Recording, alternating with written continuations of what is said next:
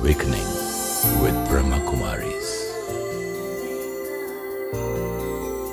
Welcome to Awakening with Brahma Kumaris. In the last episode, we covered the idea of a soul. We're now very clear that the soul is a living being, separate from the body. It has its own identity which is constant, peaceful, and beautiful.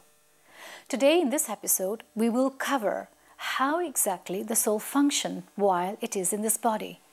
And once again, here with us in our studios is Sister Jayanti, the European Director of Brahma Kumaris. Welcome, Sister Jayanti. Om Shanti. When I begin meditation with this idea, this truth that I am a soul separate from this being, there are many, many thoughts that come in my mind. Is this natural? Yes, it is absolutely natural, because this is what the soul is meant to be doing. Here in the body, it's going to perform action, and before I perform action, I think about it. I have many different thoughts that come, and then I select one particular thought and I put it through into action. So when I stop action and I just sit with myself, then yes, I discover how many different directions my thoughts are going in. And so it is absolutely natural. And the whole purpose of understanding the self is to be able to understand where my thoughts are coming from and how to redirect and channel my thoughts. When we sit down to meditate, and you spoke of the different type of thoughts, and it is natural, but some of these thoughts are positive, quite a lot are negative. What type of different thoughts do we have? We have thoughts of worry or fear, of anxiety, thoughts of jealousy, thoughts of desires, thoughts of attachments, all of these things, and 1,000 different more. We can categorize a few big areas in which you can fit in all these variety of thoughts, and then you can see what's going on in your own inner world, in your mind. There's the thoughts which are very negative, which can be filled with a lot of bitterness, thoughts of anger, thoughts of greed, thoughts of possessiveness, thoughts of ego. All these would be termed negative thoughts. And the problem is that human beings think today, but that's normal, that's natural. When I have negative thoughts, then of course I have negative feelings also, and my happiness is gone. A very good thermometer of the quality of thoughts is, where is my happiness? Where is my peace? The word Om Shanti, I've been using that, but what it means, Om, I am. I am that inner being. I am a soul, and not this body. Shanti, peace. My original state of being is peace, Shanti. And so we've moved very far away from Om Shanti. Mostly it's a lot of peacelessness and aggression. But this tells me that these thoughts are not natural to me. Thoughts of anger and possessiveness and desires are very damaging, both to the inner being, the soul, because they take away my peace and happiness, but also they're very damaging to the body. If I have a minute of anger, my blood pressure goes up, my heart starts racing, there's more adrenaline pumped into the system. All sorts of physiological effects come as a result of anger. And 1 minute of anger means it's going to take at least 15 minutes for my body to come back to a state of stability and harmony. It's that long for 1 minute. And 5 minutes of anger, and the time that it takes for my body to become stable is a lot longer. There are people who stay angry half a day. And then you can see what is the condition of their blood pressure. Yeah. And then you can see that they're the sort of people who are prone to heart attacks. I'm not saying that anger is the only cause of heart attacks. Of course, there's many, many more factors, but it's actually medically proven that when there's anger in the type A personality, now that's medical science telling us, now those are the types that are much more prone to heart attacks than other people. And so it has an effect on my inner being, it has an effect on my physical body, It has a very damaging effect on my relationships. It has an effect on the atmosphere. And so that's how negative thoughts can be. We have a simple expression we use to describe that. Inside out.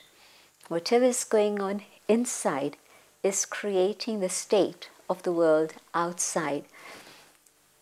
Most people would agree that today the world is more violent, more aggressive, more driven by money and consumerism and materialism than it was, say, 50 years ago. And that's the reality. And that's it's because we have a lot more choice, Sister Jayanti. There weren't many choice in there, or it's just a natural trend of being attracted to these? I think the materialism is the question of choice. 50 years ago, we didn't have such a choice of what type of car to get. Yeah. So that's one thing. But things like anger, that's not a factor of choice.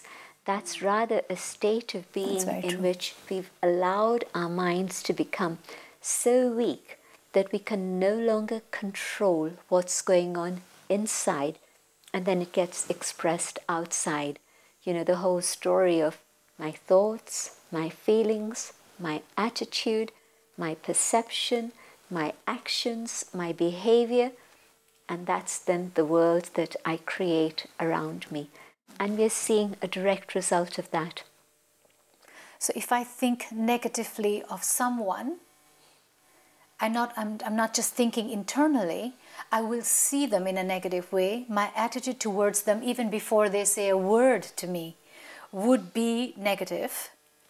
And my behavior follows next. And my behavior. And obviously their reaction. And then I'll say, but you see, I told you they were like that. But exactly, true. It was me that led to them behaving in that particular way. I have to be that responsible for my own thoughts. You've used a very important word, responsibility. It's like we blame and we complain, and we forget that I am responsible for what it is, not only what I do. I think most people would agree I'm responsible for my own actions and my own life. But the starting point of responsibility is inside. I, the soul, am responsible for the type of thoughts that I create. I am responsible for the type of feelings that I have. I am responsible for the attitude that I've created within myself. People don't understand that, and so they think that, well, you made me angry. Feel like this. You created this attitude in my life. That's right. But it's very interesting. When I point a finger at you, look again. There's three fingers pointing at me. And so I'm blaming you, but in fact, I am the one that's responsible. And so meditation's making us aware of all of this. It's making me realize that if I have a negative thought, I have given myself permission to have negative thoughts, and I don't need to. But Sister Jayanti, I must, sometimes you may guard yourself, because now we understand about thoughts, and we say, today I'm not going to think negative about that person. And people are negative towards you because they are negative. Okay, here's a scenario. Here's somebody who's approaching me with negativity. Yeah. And I allow myself to get negative also. What's going to be the result? It's going to be negativity, matching negativity, and there's going to be an explosion.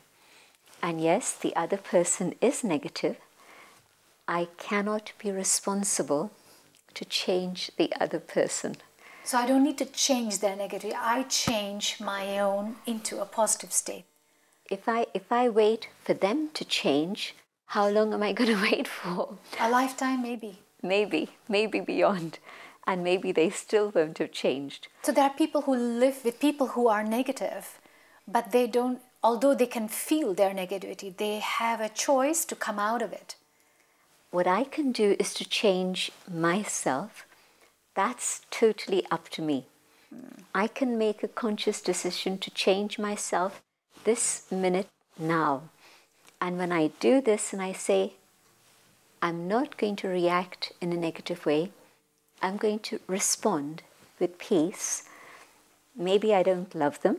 Maybe I don't even respect them yet. Maybe that's going to come later. But I don't want to allow anger to come within me because it's so damaging for my mind and my body. And of course, what happens is that once you've allowed anger to be expressed towards one individual, it doesn't stay like that. It's now created a pattern of behavior within myself. And so, say, for example, at work, one of my colleagues has done something which is really stupid. And so I've got angry with them, or they've been negative and I've reacted. I come home. Now my family knows nothing about what happened, and they're not involved with what was happened. No. They're expecting me to come home filled with joy and love, and they want to spend a good evening with me. And I come in and I'm seething inside because my anger hasn't left me. It's still staying with me. Yeah. And I open the door and my children jump at me with love, and I say, "Stop it, I want to sit down." And they get scared. What's going on? They came to me with love, but my reaction wasn't against them. My reaction is still that which I'm carrying from before. But now I've damaged a relationship which was full of love, and now they're scared. Instead of love, now they're afraid of me. And next time they'll hesitate. They won't jump at me with love and come and hug me. They'll say, "Well, I'm not quite sure what sort of mood they're in." And so I carry within myself whatever it is I've done. And so it's very important to understand that my thoughts not only create actions, but my thoughts create feelings, and they create an imprint. And I'm creating a pattern of behavior that is quite independent to the person who triggered it and the situation that occurred. And so I now am carrying the seed of anger within myself, and it's going to explode in other things also. So this imprint, can I say that now I am habituated to getting angry? That's exactly what happens. I allow anger to come once, and next time I need to be angry. I'm going to do the same. Yeah. Again, next time, the fuse is becoming shorter and shorter and shorter. I'm sure negative has a positive. And after that? Definitely. Well, in fact, there's a sequence we can go through. There's a very strong negative thoughts, and as you correctly said, it's a very negative world that we're living in today. That's the general state of the world. But if I start checking my own self and deciding I want to change, even before I get to the positive thoughts, there's a few things that happen in between. I get into the pattern of waste thoughts. Now, it's somebody else's responsibility, and it's really nothing to do with me. But my mind is racing. Why did they do this? They shouldn't have done this. They should have done that. They should have done the other. Or things about the past. I should have said yes. I could have gone for it. So that's waste. Absolutely, because the situation has gone by and I can't change it. I can learn from it for the future, but I can't change what has happened. And so it's a waste of my time, a waste of my energy, and it's a waste of present opportunity. But sometimes it's very important to do a kind of postmortem. Because if you are a baker and every time you try to bake a cake and the cake doesn't rise, and you need to know and do a postmortem why it didn't rise. So am I going into waste by doing this type of postmortem? I can only improvise. If I don't look back, I can't. There's a process of learning, and learning is very much part of the life of the soul. If I'm not learning, then I might as well be dead. Yeah. But the process of learning and the process of growing is part of the spiritual development of the human being. And so I've done something and it didn't work out. Now let me find out what is it that I did that wasn't quite right. Now that applies to cakes. It also applies to driving. It also applies to relationships. It also applies to opportunities. Here was a wonderful opportunity, and at that moment, why did I say no? Was it my weakness? Was it my doubts? Was it my inferiority complex? What was it? And so yes, definitely, that process of looking at the past in order to learn from it is very important. So let me do that. So we should not deny the past. We should not live in the past. We should not hold on to the past. Correct. We learn from it. We take the essence of it and move on. You know, if you want to walk forward, if my foot is stuck to the ground, I can't move forward. It's only when I lift my foot up from the back, then it's going to take a stride forward. Then the other foot is going to move forward. It's human biology. It's very simple nature. But we don't do that with the mind. My foot is stuck and I'm not learning and moving forward. When you finish one task and you're waiting for the next client, the customer, the patient, whatever it may be, or as a student for the next lesson, or the teacher before the next lesson, there were always these little pauses in between in which you had a moment to reflect on what had happened, and you had a moment to reflect on what you were going to do. Today, we don't do that. While we're eating together, the television is on. While we're sitting together, I'm listening to my phone. Or, even worse, we're in a meeting and people are scrolling their Blackberries.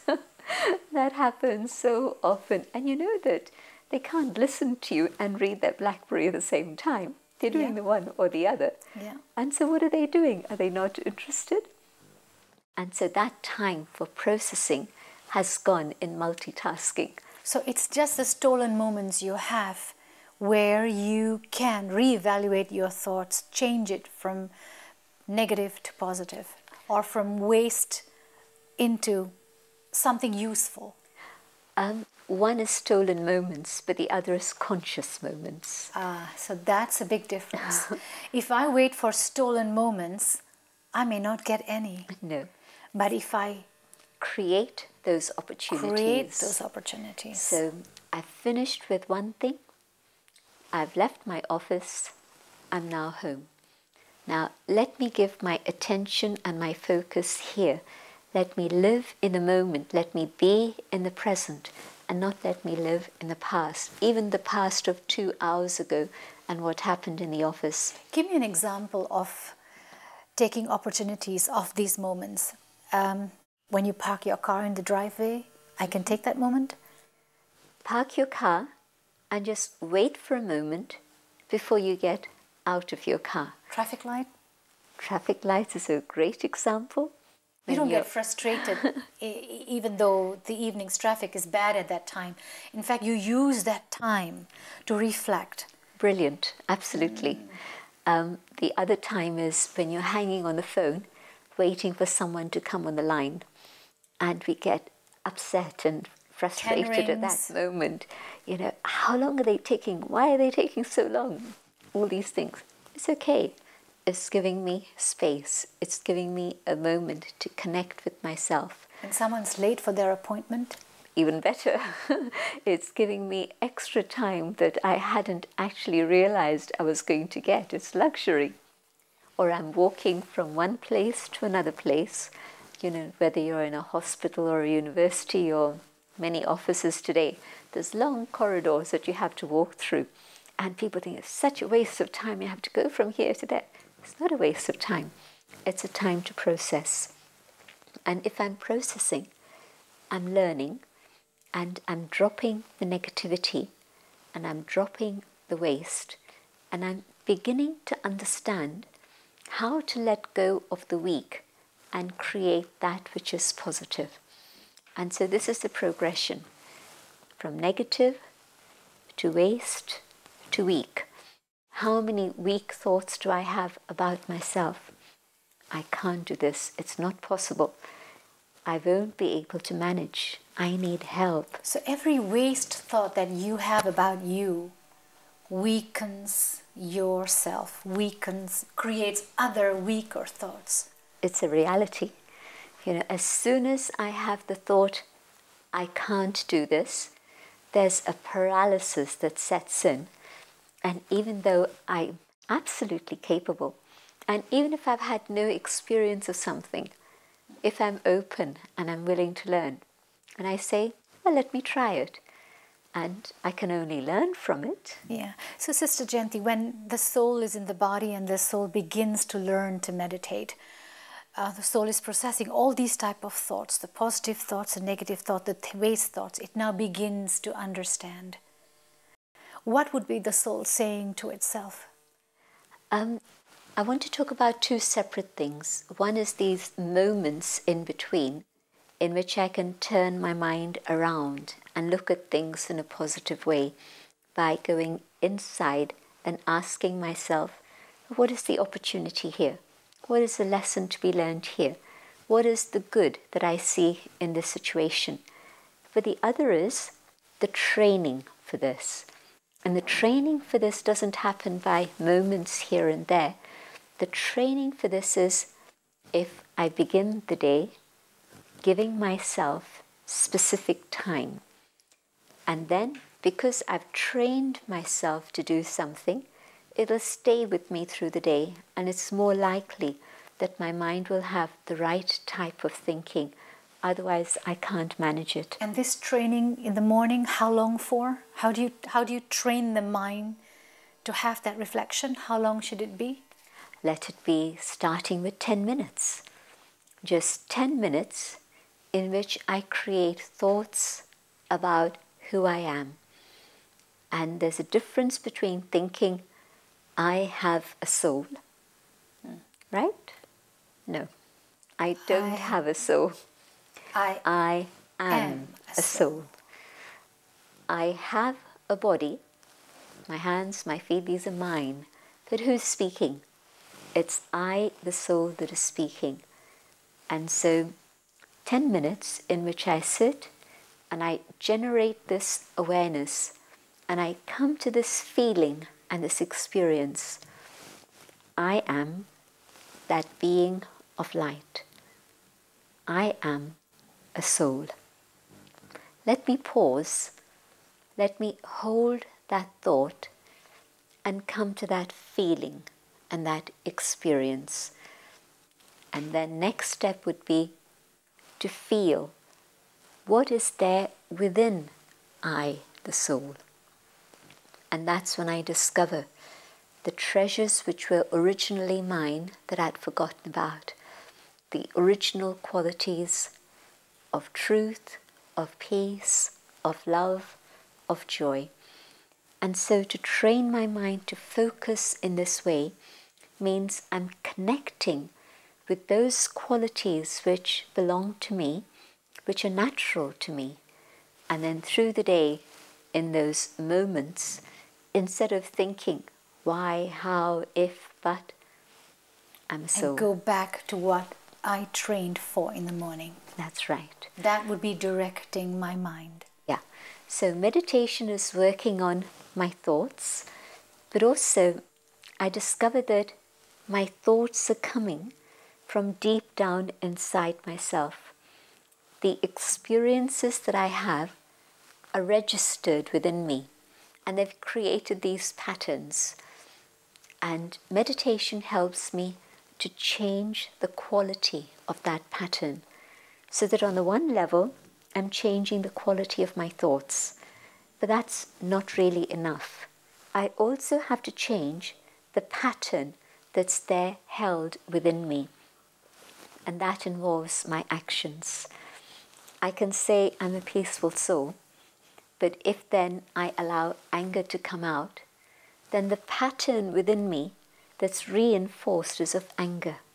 And so the thought that's going to come automatically is an angry thought.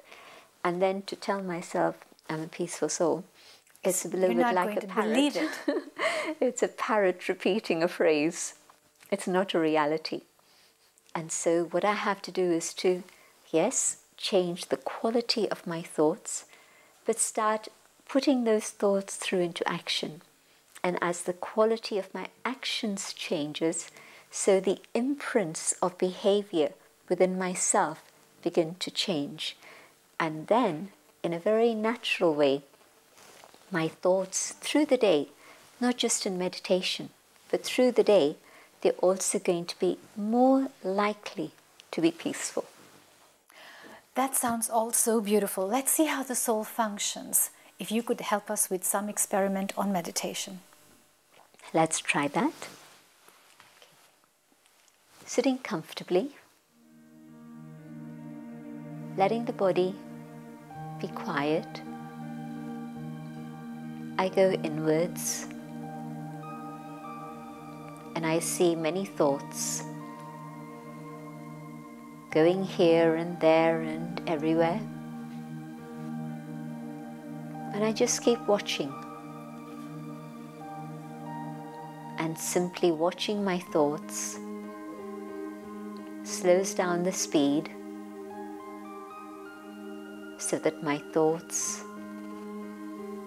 are beginning to move in one direction, and out of all my variety of thoughts,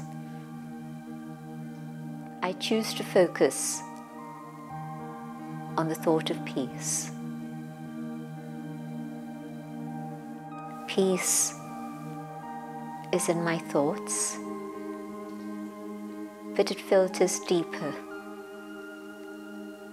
and peace becomes a feeling. At this moment, I feel peaceful, and I go deeper, and I realize that peace is my original state of being. Peace is who I am. Om Shanti.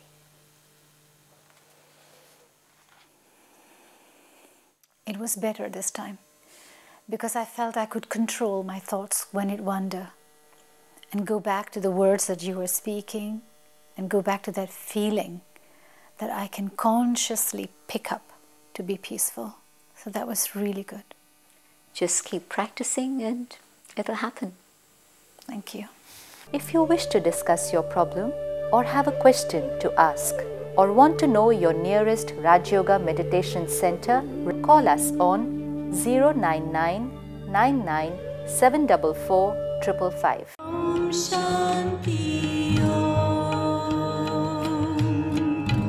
I'm a peaceful soul. Om Shanti. I'm a peaceful soul. Ye dwani mangal dwani hai. Om Shanti Om. This sound is a sacred sound. Om Shanti Om. Om Shanti Om. I'm a peaceful soul. Om Shanti.